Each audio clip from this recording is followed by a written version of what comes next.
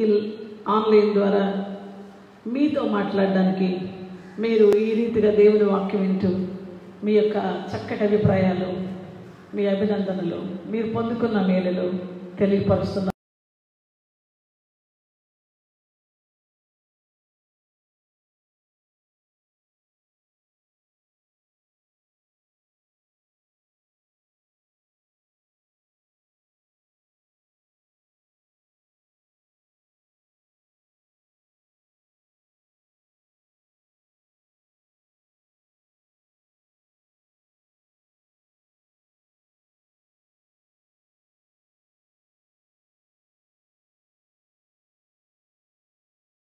ఆశ్రయిస్తాం, ఆధారం చేసుకుంటాం, వాక్యంలో ఆనందిస్తాం, వాక్యం వినడానికి ఇష్టపడతాం.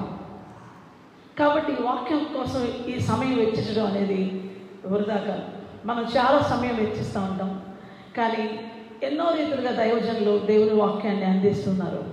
కానీ వాక్యం ఎంతగా మన దగ్గరకు వస్తుందో ఆలోచిస్తే, ఎంతగా దేవుడు తన బిడ్డల్ని ప్రేమిస్తూ తన బిడ్డలకి ఎక్కువ బలం రావాలని, తన బిడ్డలు ఈ దినాల్లో కదిలించే పునాదులు కదిలించే దినాలు, జీవితాల్ని అటు ఇటుగా ఊపివేసేటువంటి పరిస్థితులు. మన స్థిరత్వాన్ని మనం నిజంగా నిలబెట్టుకోవడం మన చేతిలో లేదు కనుక దేవుడు తన శక్తితో తన వాక్యాన్ని పంపి స్థిరపరుస్తున్నాడు. మనం ఎంత స్థిరంగా నిలబడాలో, ఎంత సాక్ష్యంగా ఉండాలో, అది ఆయన యొక్క ఉద్దేశానికి అనుకూలంగా మనం ఎలా ఉండాలో అనేది ఆయన ఆలోచన కనుక ఈ రీతిగా మనకు దేవుని వాక్యాన్ని అందిస్తూ ఉన్నారు. మనం శనివారం రోజున ఒక మంచి అంశాన్ని ధ్యానం చేసుకున్నాం, స్తంభం ఇచ్చే సందేశం. నిజంగా మనం స్తంభాల్లాగా స్థిరంగా సాక్షులుగా ఉండాలనేది దేవుని యొక్క ఉన్నత ఉద్దేశం. ఇది చాలా శ్రేష్టమైనటువంటి సమయం అన్నమాట. దేవుని వాక్యం మన దగ్గరకు వస్తుంది. మనం అచంచలంగా, అస్థిరంగా దేవుని కోసం నిలబడాల్సిన వాళ్ళగా ఉన్నామని దేవుడు మనకి జ్ఞాపకం చేస్తూ దేవుని వాక్యాన్ని మనకు అందిస్తూ ఉన్నారు. మంచిది. ఈ అంశంలో మొదటి భాగాన్ని మనం శనివారం రోజున ధ్యానం చేసుకున్నాం. ఈరోజు మనం రెండవ భాగంలోకి వెళ్దాం. కొంత వివరంగా ముందుకు సాగుదాం మన ఆత్మీయ జీవితాన్ని. ఎందుకని దేవుడు అలాగా మనల్ని నడిపిస్తున్నాడు అంటే, పరిస్థితులు ఎట్లయిపోతున్నాయంటే, అలనాడు దేవుని ప్రజలను ఇశ్రాయేలీయులు ఉంచవలసిన దాని మీద మనసు ఉంచకుండా, ఉండకూడని అసలు దృష్టించని దాని మీద మనసు పెట్టి వారి ఇష్టానుసారంగా ప్రవర్తించి దేవుని ఉగ్రతకు లోనయ్యారు. కానీ మనం ఎటువైపు మన మనసు ఉంచుకోవాలి, ఏ రీతిగా మన జీవితాలు సాగాలి అనేది ఒక శ్రేష్టమైనటువంటి విషయం. దయచేసి ఇర్మియా గ్రంథం 31వ అధ్యాయం ఇక్కడ 21వ వచనం నుంచి మనం గమనిస్తే, ఇశ్రాయేలు కుమారి సరిహద్దు రాళ్లను ప్రార్థించుము, దోవచూపు స్తంభములు నిలవబెట్టుము, నువ్వు వెళ్ళిన రాజమార్గము తట్టు నీ మనస్సు నిలుపుకొను, తిరుగుము, ఈ నీ పట్టణములకు తిరిగి రమ్ము, నీవు ఎన్నాళ్ళు ఇటు అటు తిరుగులాడుదు విశ్వాసఘాతకురాల, యెహోవా నీ దేశంలో నూతనమైన కార్యము జరిగించుచున్నాడు, స్త్రీ పురుషుని ఆవరించును. అద్భుతమైన మాట. అటు ఇటు ఎంతకాలం, అస్థిరత్వం ఎంతకాలం, వచ్చి రాజమార్గం వైపుని మనసు తిప్పుకో. నిజంగా ఈ ఎండ్ టైమ్స్లో, ఎంచి దినాల్లో, ప్రభు రాకడ ఆసన్నమైన దినాల్లో మనం ఉన్నాం. ఆయనకు తెలుసు కాలములు, సమయంలో ఆయనకు తెలుసు, ఆయన ఎప్పుడు వస్తారో ఆయనకు తెలుసు. అయితే ఆయన వచ్చే సమయం ఆసన్నమైంది. ఆయన మన మధ్యకి వస్తున్నాడు. ఆయన వస్తున్న సమయంలో మనం మన మనస్సు నిలుపుకోవాల్సింది ఆయన పైన.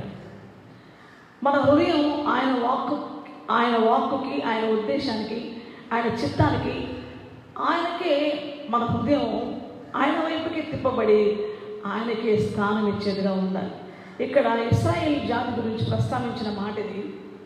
ఇశ్రాయేలు కుమారి, అసలు నువ్వు ఎలా తగ్గిపోయిన కుమారుడు ఎలా తగ్గిపోయాడో అలాగే ఇశ్రాయేలు జాతి మనస్సు పెట్టుకోవట్లేదు, రాజమార్గం మీద మనస్సు పెట్టుకోలేదు, దేవుని మీద.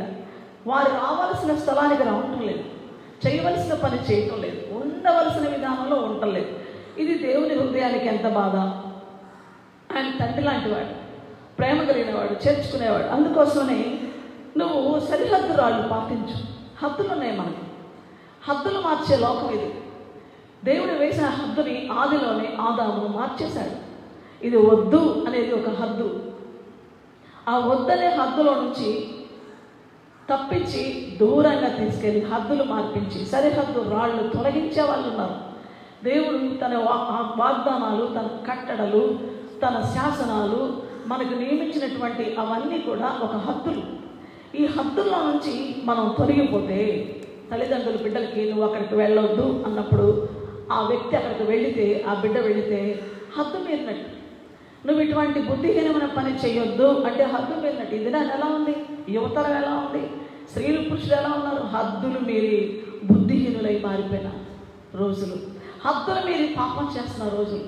సరిహద్దుల్లో ఉండడం అనేది సత్యానికి అనుకూలంగా, వాక్యానికి అనుకూలంగా, దేవుని ఉన్నత ఉద్దేశానికి అనుకూలంగా, దేవుడు ఉండమన్న స్థలంలో, దేవుడు ఇచ్చిన పనిలో, దేవుని సన్నిధిలో, దేవుని కొరకు, దేవుని ఇష్టానుసారంగా, చిత్తానుసారంగా జీవించడమే ఒక సరిహద్దు జీవితం.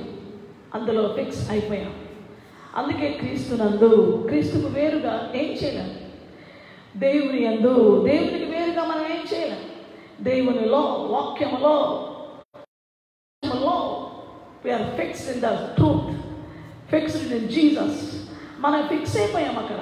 ఇక హద్దు మీరడానికి లేదు. అయితే అంటున్నాడు, సరిహద్దు రాళ్ళు వేసే, ఇక్కడ నుంచి నేను కదలను, ఇది దాటి అవతలకు రాను, ఇది నా సరిహద్దు అని నువ్వు దేవుని వాక్య వెలుగులో నీ జీవితాన్ని పరిశీలన చేసుకుని ఆ వాక్యానికి అనుగుణంగా నీ జీవితాన్ని సరిహద్దుల్లో, ఆయన ఆజ్ఞలలో, ఆయన వద్దు అని అంటున్నప్పుడు ఆ వద్దన్నది ఏది వద్దన్నాడో, ఏది చేయవద్దన్నాడో దేవుని వాక్యానికి అనుగుణంగా నీ జీవితానికి సరిహద్దు రాళ్ళు వేసుకో. త్రోవ చూపు స్తంభములు నిలవబెట్టు. త్రోవ చూపించే స్తంభం కాదు మనం ఉండాలి. మన జీవితాలు అలా నిలబెట్టుకోవాలి. This is the way, this is the truth. అసలు ఇదే సత్యమో, ఇదే మార్గమో, ఎదుగో ఇక్కడనే జీవం ఉంది. యేసుక్రీస్తు ప్రభు చూపించే మార్గం ఇది, సత్యం ఇది, జీవం ఇది అని చెప్పడానికి మన జీవితాల్ని. ఈరోజు నిజంగా భక్తుడు అంటాడు, ఒక భక్తుడు, మనం బ్రతికామంటే ఎందుకు అని ప్రశ్నించుకుంటే, ప్రభువా నిన్ను చూపించడానికి, నీ కొరకు జీవించడానికి. నీవు నన్ను నిర్మించింది ఎందుకు? నా నిమిత్తం నేను నిర్మించిన ప్రజలు నా స్తుతిని ప్రచురం చేస్తారు. మరి యెషయా 43:21 అదే 7వ వచనంలో 43వ అధ్యాయం, నా మహిమ నిమిత్తం సృజించిన వారు, ప్రభువా నేను సృష్టించబడిన నీ మహిమ కోసం నన్ను నిర్మించావు. యేసుక్రీస్తు ప్రభువులో ఒక నూతన సృష్టిగా నిర్మించావు. నా పాప దోషాన్ని పరిహరించావు. సిలువలో నా పాపాల కోసం బలయ్యావు, రక్తం కార్చావు. నా పాపాల నుంచి నాకు విడుదల కలిగించావు, పరిహారం చేశావు. నూతన సృష్టిగా క్రొత్త జన్మ నాకు ఇచ్చావు. ఇప్పుడు నేను నీ స్తుతిని ప్రచురం చేయాలా, నిన్ను ప్రచురించాలా, ప్రకటించాలా, నీకు సాక్షిగా జీవించాలా. ఇది స్థిరంగా ఉండాలా, అంతే. దేవుని బిడ్డలారా గమనించండి, ఇటువంటి పరిస్థితుల్లో త్రోవ చూపు స్తంభంగా ఆ స్తంభాన్ని నువ్వు నాటు. త్రోవ చూపు స్తంభం నిలబెట్టు. అట్ట నిలబడు. నీవు వెళ్ళిన రాజమార్గము వైపు నీ మనస్సు నిలుపుకో. రాజమార్గం నిజంగా దేవుని పిల్లలు యెహోవా యందు భయభక్తులు కలిగి ఉండట జ్ఞానానికి మూలం. అసలు ఈ జ్ఞానం ఏం చేస్తుందంటే తప్పు త్రోవలో నడిపించదు, రాజమార్గంలో. అందుకోసమే రాజమార్గం అంటే ఏంటి, అది ఎలా ఉంటుంది? దేవుని వాక్యంలో సామెతల గ్రంథం 16వ అధ్యాయం 17వ వచనం, చెడుతనము విడిచి నడచుటే యథార్థవంతులకు రాజమార్గం. ఎప్పుడైతే చెడుతనం విడిచిపెట్టేస్తావో, దేవుడికి విరోధమైన దాన్ని ఎప్పుడైతే విడిచిపెడతావో అది రాజమార్గం. ఆ మార్గము నీ జీవితానికి, నిన్ను నిత్యమైన మోక్షానికి, నిజ గమ్యానికి తీసుకుని వెళ్ళదు. చెడుతనం విడిచి నడుచుటే యథార్థవంతులకు రాజమార్గం. అయితే అద్భుతమైన మాట, తన ప్రవర్తనను కనిపెట్టువాడు తన ప్రాణమును కాపాడుకోను. మన ప్రవర్తన చాలా ప్రాముఖ్యమైనది. అనుదిన జీవితంలో మనం దేవునికి అనుకూలంగా, వాక్యానుసారంగా మనం వెళ్ళవలసిన మార్గంలో వెళుతూ ఆ రాజమార్గాన్ని విడిచిపెట్టకుండా, అంటే నిజంగా రాజమార్గం ఎంత గొప్పది. ఆ రాజమార్గం యొక్క గమ్యం ఏంటి? రాజాది రాజు ఉండేటువంటి సింహాసనం, ఆ చున్నతమైన సింహాసనం, ఆ దారి, ఆ నీతి మార్గం. అది నీతి మార్గం అందు అసలు మరణం లేదు. అందులో అసలు ఆ నీతి మార్గంలో జీవం ఉంది. ఆ త్రోవలో మరణమే లేదు. అది నీతి మార్గం. యేసుక్రీస్తు ప్రభు మనకి చూపించిన నీతి మార్గం. అయితే యథార్థవంతులు చెడుతనం విడిచి నడుచుటే యథార్థవంతులకు రాజమార్గం. గమనించండి, అదే సామెతల గ్రంథం 15వ అధ్యాయంలో 19వ వచనం, యథార్థవంతుల త్రోవ రాజమార్గం. యథార్థంగా జీవించే వారి యొక్క దారే రాజమార్గం. నీకు డబ్బుంటే రాజమార్గం కాదు, నీకు ఆధిక్యతలుంటే, అర్హతలుంటే, మరి అందచందాలుండి ఈ లోక సుసంపన్నులుగా చాలా పేరు ప్రఖ్యాతులుగాంచి అసలు అందరు స్టార్స్ అని, సెలబ్రిటీస్ అని పిలిపించుకుంటూ ప్రఖ్యాతిగాంచే పరిస్థితిలో వారు ఉండడంలో అది రాజమార్గం అనుకుంటాం. కానీ ఒక జీవితం యథార్థంగా ఉంటే, యేసుక్రీస్తు ప్రభునందు విశ్వాసం ఉంచి దేవుని వాక్యానుసారంగా జీవిస్తూ ఆయన యథార్థవంతుడు కనుక నువ్వు యథార్థంగా జీవిస్తుంటే అది రాజమార్గం. మనుషులందరూ చప్పట్లు కొట్టాల్సిన పని లేదు, పరలోకం చప్పట్లు కొడుతూ ఉంటుంది, పరలోకం సంతోషిస్తూ ఉంటుంది. యథార్థవంతుల ప్రార్థన ఆయనకు ఆనందం. యథార్థవంతుల మీద ఆయన దృష్టి నిలుపుతాడు, యథార్థత మీదనే ఆయన దృష్టి ఉంచుతాడు. ఆయనను సంతోషపెట్టే జీవితం. దేవుని బిడ్డ గమనించండి, ఇటువంటి పరిస్థితిలో దేవుని బిడ్డ రాజమార్గం తట్టు నిలుపు. ఈ లోకంలో ఉండేటువంటి అటు ఇటుగా ఉండేటువంటి పరిస్థితులు వద్దు నీకు. అసలు నిన్ను అపవిత్రతలోకి నడిపించేటువంటి, నిన్ను అస్థిరంగా చేసేటువంటి ఈ లోకపు వ్యవహారాలన్నీ నువ్వు పక్కన పెట్టి సత్యంలోకి నడిపించే పరిశుద్ధాత్మ దేవుని నడిపింపులో రాజమార్గంలోకి వెళ్ళు. అందుకే దేవుని బిడ్డలారా, చెడుతనం విడిస్తే అది జీవితానికి రాజమార్గం. కాబట్టి చెడుతనం ఎక్కడి నుంచి వచ్చింది? చెడ్డవాడైనటువంటి దుష్టుడిలో నుంచి, అపవాదిలో నుంచి వచ్చింది. అందుకే దుష్టుల ఆలోచన చొప్పున నడవక, మొదటి దావీదు కీర్తన, పాపుల మార్గంలో నిలవక. ఎవరు పాపులు? అవిధేయులే పాపులు, హద్దు దాటే వాళ్ళే పాపులు, దేవుని మాటకు తిరుగుబాటు చేసేవారే పాపులు. పాపుల మార్గం నిలవక, అపహాసకులు కూర్చుండే చోట కూర్చుండక. అపహాస్యం ఎవరు చేస్తారు? అపహాస్యం చేసేవాళ్ళు ఎవరు? దేవుని మార్గానికి వ్యతిరేకంగా ఉండేవాళ్ళే. వాళ్ళకే లోకం అంటే ఎంజాయ్మెంట్. చక్కగా తిరగాల, ఆడాల, పాడాల, ఎగరాల, తాగాల, తూలాల, ఇష్టం వచ్చినట్టు జీవితాన్ని విచ్చలవిడిగా అనుభవించాలి. ఎవరు అడ్డుకోకూడదు, ఎవరు అడ్డు రాకూడదు. అది అపహాసకుల యొక్క పరిస్థితి. వారు ఎంతసేపు అయినా టైం స్పెండ్ చేస్తారు, అసలు దేవుని కోసం అనే మాట వాళ్ళలో ఉండదు. అయితే దేవుని బిడ్డ దేవుని సన్నిధిలో ఎలా ఉంటారో తెలుసా? దివారాత్రాలు దేవుని వాక్యం, ధర్మశాస్త్రం ముందు ఆనందం. చాలామందికి ఈ ఆనందం అర్థం కావట్లేదు. ఈ ధర్మశాస్త్రంలో ఉన్న ధర్మము మన జీవితాలని అధర్మంలో నుంచి, అన్యాయంలో నుంచి, అపవిత్రతలో నుంచి, అక్రమంలో నుంచి విడిపిస్తుంది. నీతి న్యాయాలు మన జీవితాల్లో స్థాపిస్తుంది. దేవుని బిడ్డ, అట్లాంటి జీవితం ఎలా ఉంటుంది? నీటి కాలువలు ఎవరైనా నాటబడి ఆకు వాడదు అంటే పచ్చగానే, స్వచ్ఛంగానే, లైఫ్తో ఉంటుంది అన్నమాట. సజీవంగా ఉంటుంది ఆ జీవితం. నిర్జీవ క్రియలు అందులో కనబడవు. చచ్చే వాసన, చావు ముఖం, ఆ చచ్చేటువంటి వ్యక్తికి ఆ మరణపు కళ అట్ట కాంతి ఉండదు.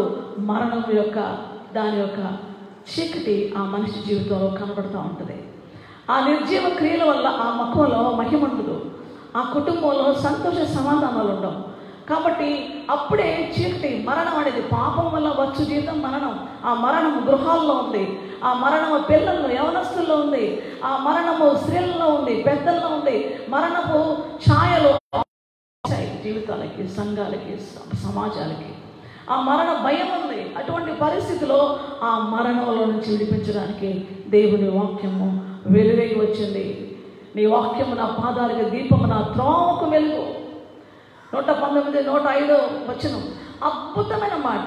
కాబట్టి దేవుని బిడ్డలారా, ఇటువంటి సత్యమైనటువంటి జీవము గల దేవుని మాట, ఆ వాక్యాన్ని మనం అనుసరిస్తే నువ్వు ఒక త్రోవ చూపే స్తంభం. You are the way, you have to show the way. నువ్వు దేవుని వాక్యాన్ని ఎప్పుడైతే నీ జీవితానికి అన్వయించుకుంటావో నువ్వే చూపిస్తావు. ఆ దారి కాదు, ఈ దారి. నన్ను చూడు, నన్ను పోలి నడుచుకో, నన్ను ఒక ఆదర్శంగా ఎంచుకో. సత్యం ఇక్కడ ఉంది, నేను సత్యం నమ్మాను, దేవుని వైపు తిరుగు అని దేవుని యందు విశ్వాసం ఉంచి నువ్వు త్రోవ చూపే స్తంభంగా నీ జీవితాన్ని నిలబెట్టుకోవాలి. అది నిలబెట్టమంటున్నాడు ఆయన, నిలబడు సత్యంలో అంటున్నాడు. అయితే ఏమంటున్నాడు? నీవు వెళ్ళిన రాజమార్గము తట్టు మనస్సు నిలుపుకో. మనస్సు ఎటువైపు ఉంది? శరీరానుసారమైన మనస్సు మరణం, ఆత్మానుసారమైన మనసు జీవము సమాధానమని దేవుని వాక్యంలో రోమాపత్రికలో ఉన్నటువంటి ఆ శ్రేష్టమైన మాటలు చాలా సందర్భాల్లో మనుషులు ఆత్మానుసారంగా జీవించడానికి ఇష్టపడరు, శరీరానుసారమైన కార్యాలని చేయడానికి ఇష్టపడతారు. చూడండి, రోమాపత్రిక 8వ అధ్యాయం 5వ వచనం, శరీరానుసారులు శరీరం మీద మనస్సుంతురు, శరీర విషయముల మీద మనసుంతురు, ఆత్మానుసారులు ఆత్మ విషయముల మీద మనసుంతురు. శరీరానుసారమైన మనస్సు మరణం, ఆత్మానుసారమైన మనస్సు జీవమును సమాధానమై ఉన్నది. ఎలయనగా శరీరానుసారమైన మనస్సు దేవునికి విరోధమై ఉన్నది, అది దేవుని ధర్మశాస్త్రములకు లోబడదు, ఈ మాత్రము లోబడనేరదు. కాగా శరీర స్వభావం గలవారు దేవుని సంతోషపరచలేదు. శరీర స్వభావం కలిగిన వారు దేవుని సంతోషపరచలేదు. బహుభయంకరమైన పరిస్థితి. 24 గంటలు లేచినప్పటి నుంచి శరీరాన్ని గురించి ఆలోచన, శరీర కార్యాల గురించి ఆలోచన, శరీర విషయాల గురించి మనస్సు దేవుని వాక్యం మీద కానీ, దేవుని సన్నిధి మీద కానీ, దేవుని రాజ్యం కోసం కానీ, దేవుడు సెలవిచ్చినటువంటి ఈ కట్టడలు, ఈ శాసనాలు, ఈ న్యాయ విధులు అక్కర్లేదు. శరీరం వెచ్చనివిడిగా తన ఇష్టానుసారంగా బతుకు అనని శరీరానుసారమైన మనసు దేవునికి విరోధంగా నడిపిస్తుంది. అది దేవుని సంతోషపెట్టలేదు, అది దేవునికి విరోధమైంది, అది దేవుని ధర్మశాస్త్రానికి లోబడదు. అందుకే దేవుని వాక్యానికి లోబడే వాళ్ళు దేవుని ఆత్మానుసారంగా దేవుని మాటల మీద మనసు పెట్టేవాళ్ళు.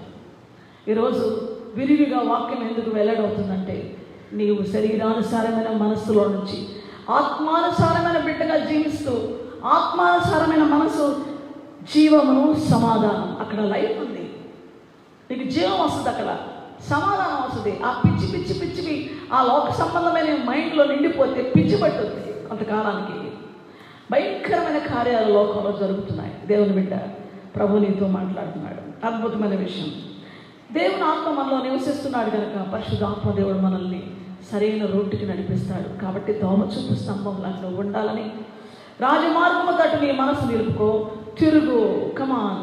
అసలు వాక్యం ఎప్పుడు మన దగ్గరకు వచ్చినా, ఒక శుభవర్తమానం వచ్చినా మన మేలు కోసమే. ఠాణిపో, ఈ తిరిగేటు దేవుని మార్గం వైపు తిరుగు, దేవుని వైపు తిరుగుము. నీవు ఎన్నాళ్ళు ఇటు అటు తిరుగులాడుచుంటావు? ఎంతకాలం స్థిరంగా ఉంటావు? అటు ఇటు తిరిగే పరిస్థితి ఎందుకు నీకు? అటు ఇటు ఎందుకు నీ పరిస్థితి? ఎన్నాళ్ళు తిరుగుతావు? రా, ఇక్కడ ఉన్న మాట, విశ్వాసఘాతకురాల, చూసావా? ఎంతో మేలు చేస్తే, నీకు ఇంత కార్యం చేస్తే మర్చిపోతావా? విడిచిపెడతావా? నిన్ను బతికించాడు కదా ఆయన, కృతజ్ఞత లేదా? అది విశ్వాసఘాతకత్వం. అంటే మేలు పొంది, ఎన్నో మేలు పొందేంతవరకే ఉండి ఆ తర్వాత ఇష్టానుసారంగా బతికే బ్రతుకు. చూడు, యెహోవా నీ దేశంలో నూతనమైన కార్యం చేస్తాడు. నువ్వు కానీ తిరిగి వస్తే, నువ్వు తిరిగి నీ హృదయం ప్రభువుకి ఇస్తే, నువ్వు దేవుని వాక్యం దగ్గరకు వస్తే, ఆయన సన్నిధిని నువ్వు ప్రేమిస్తే, ఆయన సత్యాన్ని నువ్వు నీ హృదయంలో ఉంచుకుంటే, ఆయన ఎందుకు నువ్వు ఆనందిస్తూ ఉంటే, యేసు ప్రభు తప్ప మరొక ఆధారం లేదని ఆయన మీద నీ మనస్సు ఉంచుకుంటే, యెషయా 26:3లో ఎవని మనస్సు నీ మీద ఆనుకొనునో వానిని పూర్ణ శాంతివలుగా కలవానిగా కాపాడతావు. ఎలయనగా అతడు నీ యందు విశ్వాసం ఉంచున్నాడు. ఇది అద్భుతమైన విషయం. పూర్ణ శాంతిని దేవుడు అనుగ్రహించేవాడుగా ఉన్నాడు. అద్భుతాలు చేసే దేవుడు మనకున్నాడు. కాబట్టి ఆ మనసు ఆయన మీద నిలుపుకుంటే నీకు శాంతి. యేసయ్య మీద మనసు పెట్టు, యేసు ప్రభువు నందు విశ్వాసం ఉంచు.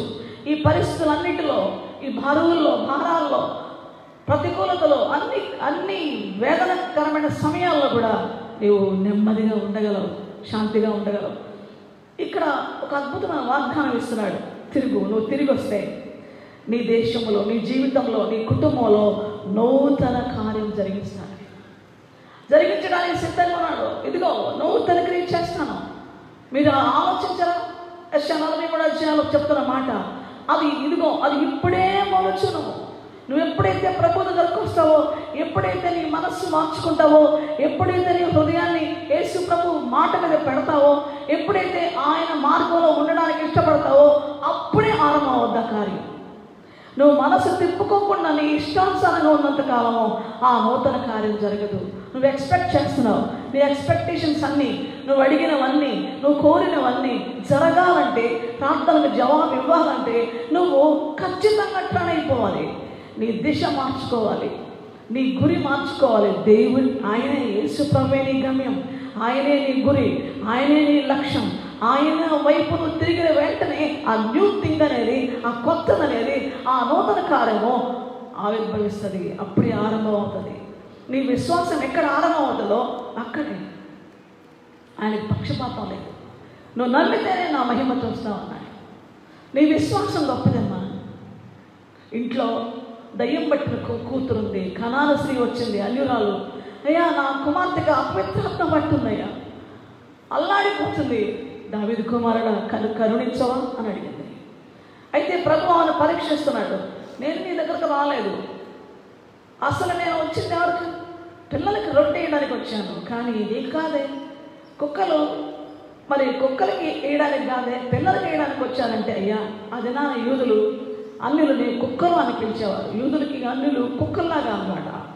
ఆమె ఎంత తగ్గించుకొని ఎంత విశ్వాసంతో అంటుందంటే అయ్యా కుక్క పిల్లలు కూడా, ఆ కుక్క పిల్లలు కూడా బల్ల మీద నుండి పడే, యజమానుల బల్ల మీద నుంచి పడే రొట్టె ముక్కలు తింటాయి కదా అయ్యా.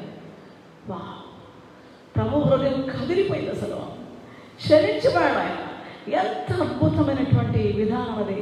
మనస్సు నిలుపుకుంది ఆయన మీదే, ఆయన మీద పెట్టుకుంది. ఏ పరిస్థితులు ఏమైనా సరే ఆయన తప్ప ఈ భయంకరంగా ఈ దినాల ఇళ్లలో అపవిత్రాత్మ పట్టిన పిల్లలు పిచ్చి పిచ్చి పిచ్చి పిచ్చి కార్యాలు చేసే లవ్ అఫైర్స్, భయంకరమైనటువంటి ప్రోనోగ్రఫీ, అపవిత్రమైనటువంటి దృశ్యాలు చూస్తూ, చెడ్డ చెడ్డ పనులు చేస్తూ, అక్రమ కార్యాలు చేస్తూ, రాత్రి పగలు మేలుకొని, ఎంతో తెల్లవారుదాకా మేలుకొని చెడు దృశ్యాలు చూస్తూ, చెడ్డ చెడ్డ మాటలు పోస్ట్ చేస్తూ, విచిత్రమైన అక్రమమైన పనులు చేస్తూ చెడిపోయి దయ్యాలు పట్టున్నారు ఇళ్ళలో.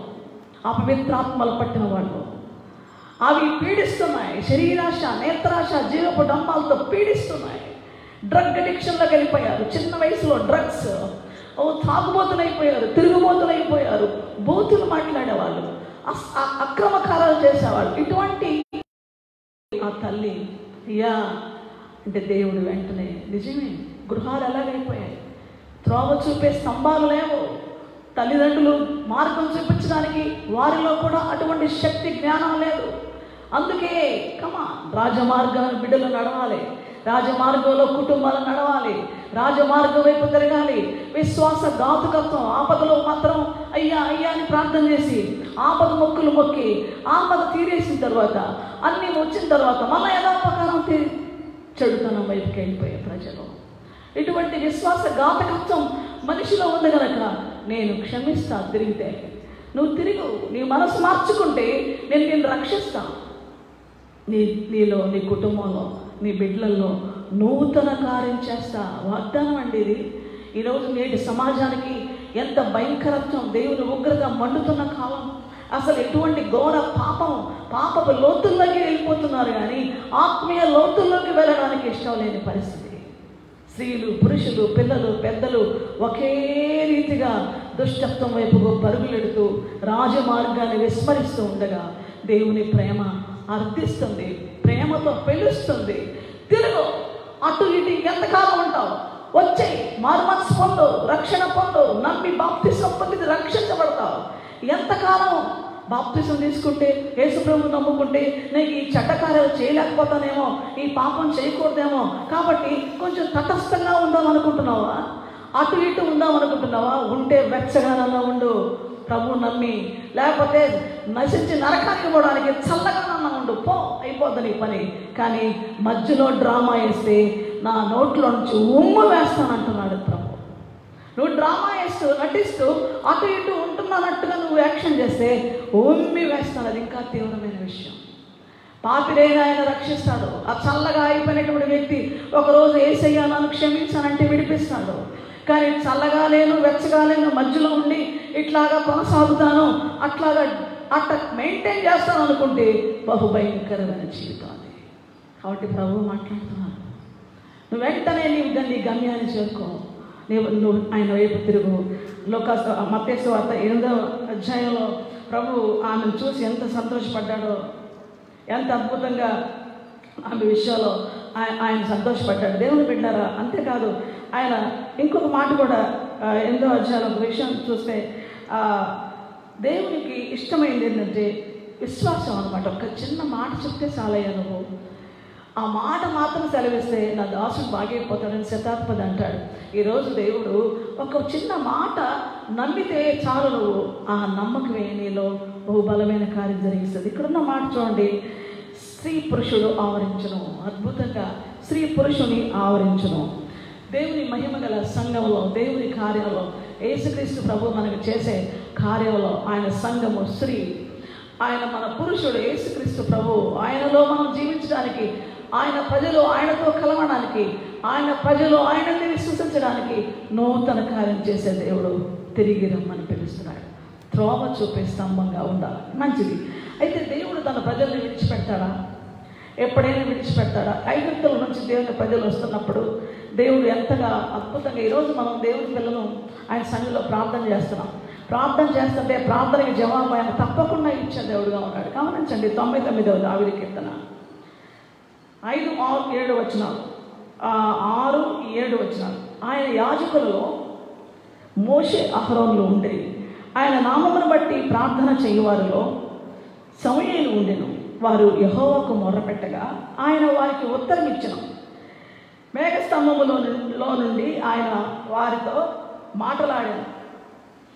ఇక్కడ ఆ మేఘస్తంభములో నుండి ఆయన వారితో మాట్లాడాను. వారు ఆయన శాసనములను అనుసరించి ఆయన తమకిచ్చిన కట్టడను వారు అనుసరించిరి. గమనించండి, యాజకులలో మోషే అహరోనులు ఉన్నారు. ఆయనకి ప్రార్థన చేయు వారిలో సమూయేలు ఉండెను. వాళ్ళు యెహోవాకు మొరపెట్టారు. ఆయన ఎలాగ వాళ్ళతో మాట్లాడాడు? మేఘ స్తంభములో ఉండి వాళ్ళతో మాట్లాడాడు. ఈరోజు దేవుని బిడ్డలు ప్రార్థన చేస్తున్నప్పుడు, మొరపెడుతున్నప్పుడు మోషే అహరోనులతో మాట్లాడిన దేవుడు, సమూయేలు ప్రార్థించగా మాట్లాడిన దేవుడు.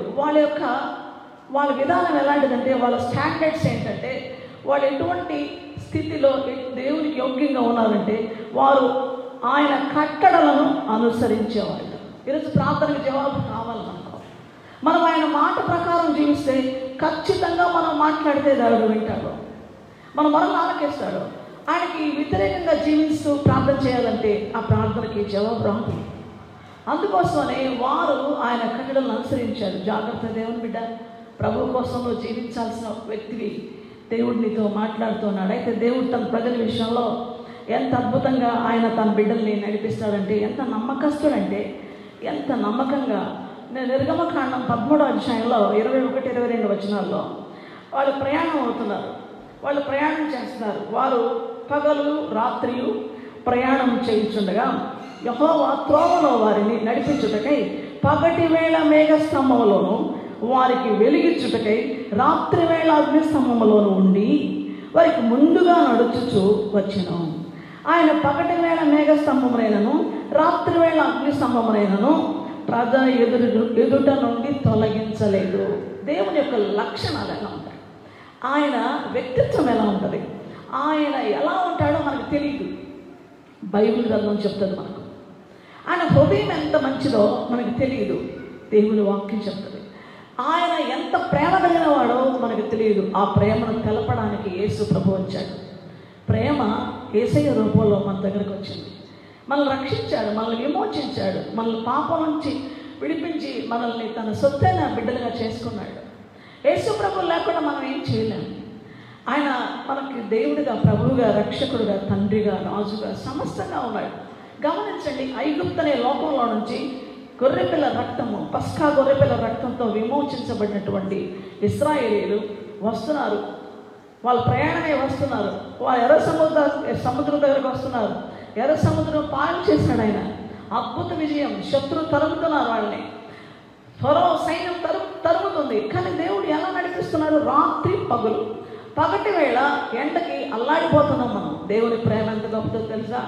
పగలు మేఘస్తంభంలో ఆయన ఉన్నాడు. నా బిడ్డలకి ఎండ. అందుకే పగలు ఎండ దెబ్బ అయినను, రాత్రి వెన్నెల దెబ్బ అయినను నీకు తగులు. ఈ వాగ్దానం ఏంటాననుకునేదాన్ని.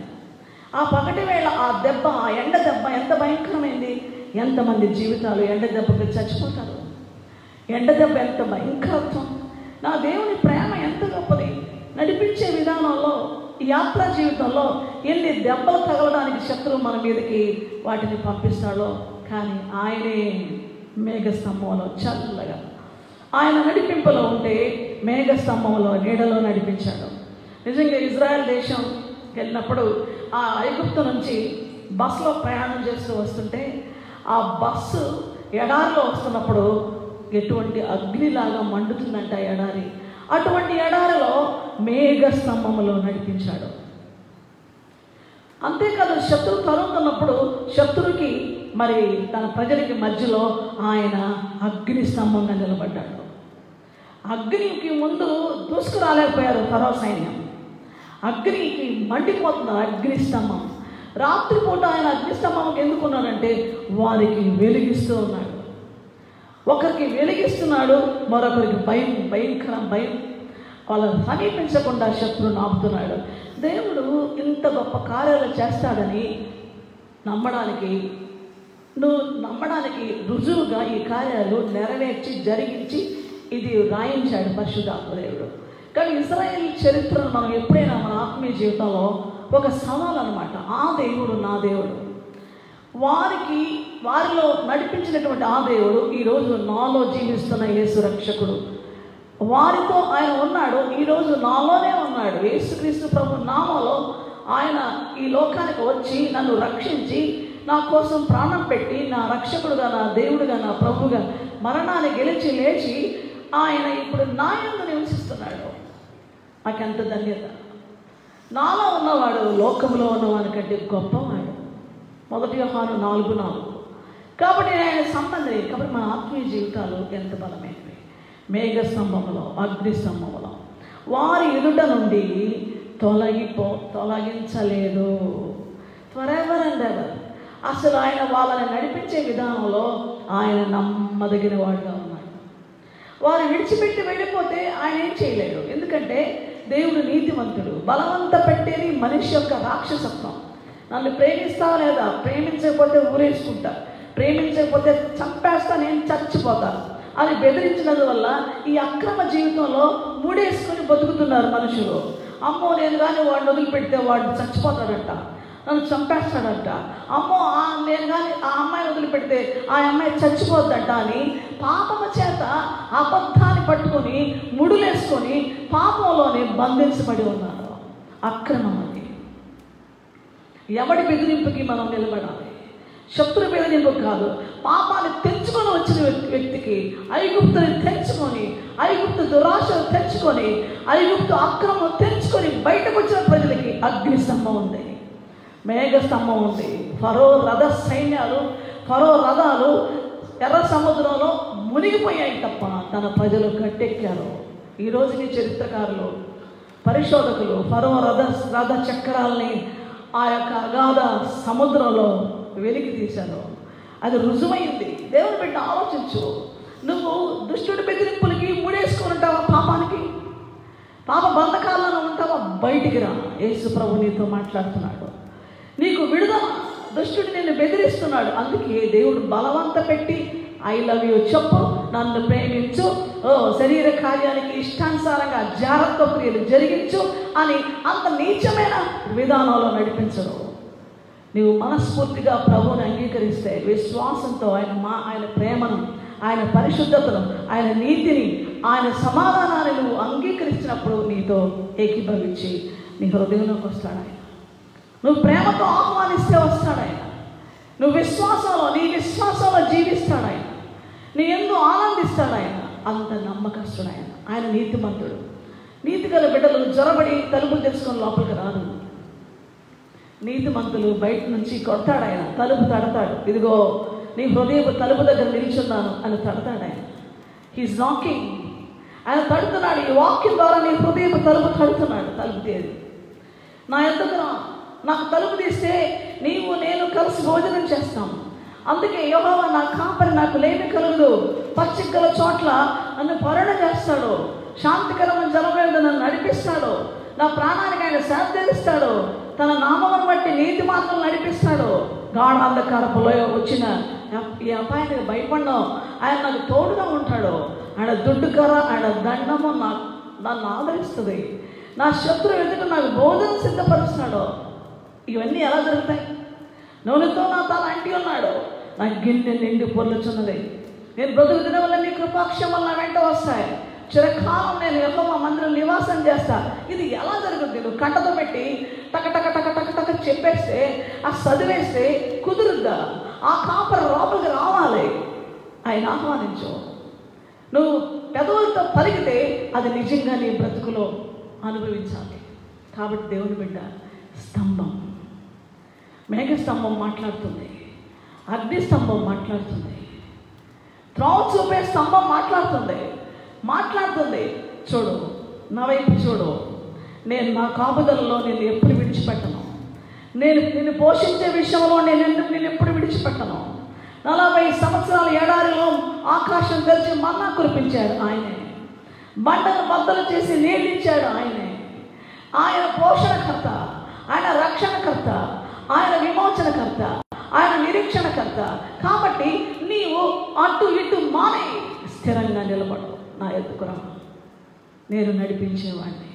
కాబట్టి ఈ సమయంలో నీ ప్రార్థనకి జవాబు, నేను నడిపించే విధానము, నిన్ను పోషించే విధానము, నిన్ను కాపాడే విధానము ఎవరిలో ఉంది? నీ బ్రతుకు దినములంతా ఆయనను లోపలికి నువ్వు చేర్చుకుంటే, ఆయన తలుపు తడుతున్నాడు, తలుపు తెరిస్తే, ఆయనతో సహవాసం చేస్తే ఇంత గొప్ప జీవితాన్ని ప్రభువు అనుగ్రహిస్తాడు. కాబట్టి దేవుని బిడ్డ, ఆలోచిస్తున్నావా?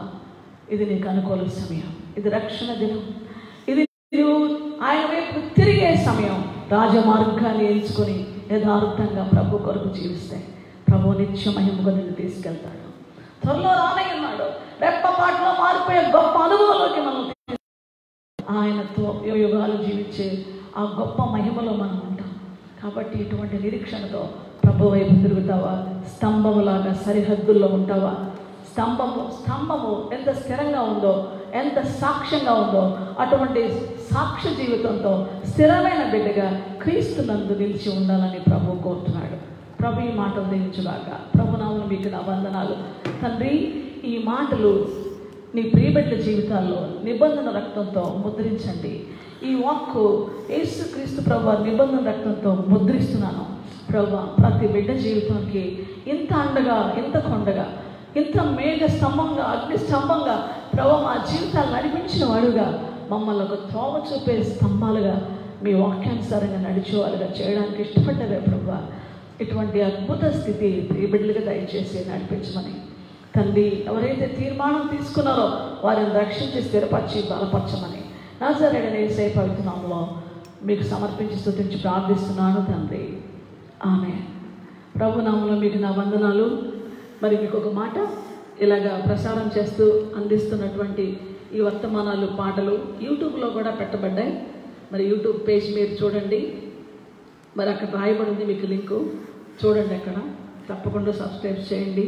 ప్రభు మిమ్మల్ని దీవించుగాక. మీ ప్రేయర్ రిక్వెస్ట్ కూడా అక్కడ నా యొక్క నంబర్ కూడా ఇచ్చినాం. కావాల్సిన వాళ్ళు మీ ప్రేయర్ రిక్వెస్ట్ పంపిస్తే మాట్లాడినా నేను మీ ప్రార్థన అవసరాల గురించి ప్రార్థిస్తాను. ప్రభువు నా మహిమ కలుగునుగాక. మీకు నా వందనాలు.